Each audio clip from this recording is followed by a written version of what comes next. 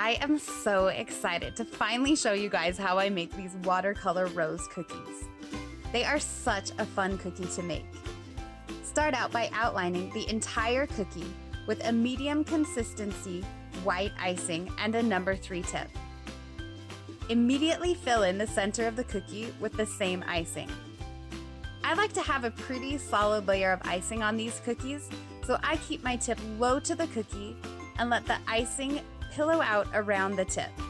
When you've covered the cookie with icing, allow the icing to dry completely, at least overnight. Set up a paint palette with 3 different shades of similar colors of food coloring. I'm using a medium pink, a darker pinkish purple, and then a lighter peachy pink food coloring. Grab some of the medium color, in this case the pink, and paint an E shape in the center of your rose.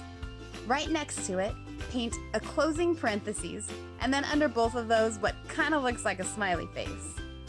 Go ahead and paint some more petals randomly around the cookie.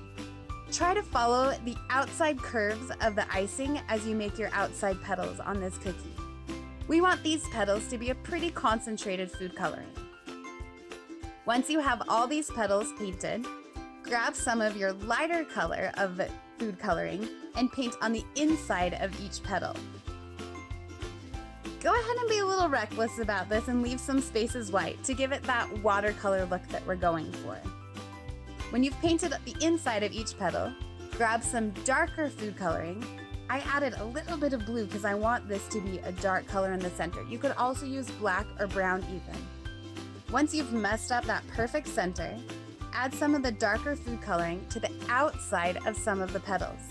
You can do all the petals or just a few petals. Since I'm slightly neurotic, I had to paint the outside of every single petal. Once you've got to a point where you're comfortable with the way the rose looks, rinse out your brush and grab some watered down green food coloring. Paint a single stripe on each leaf, and then without rinsing your brush, grab some watered down yellow food coloring and paint a second stripe on each leaf, giving it that two-toned look that watercolor is known for.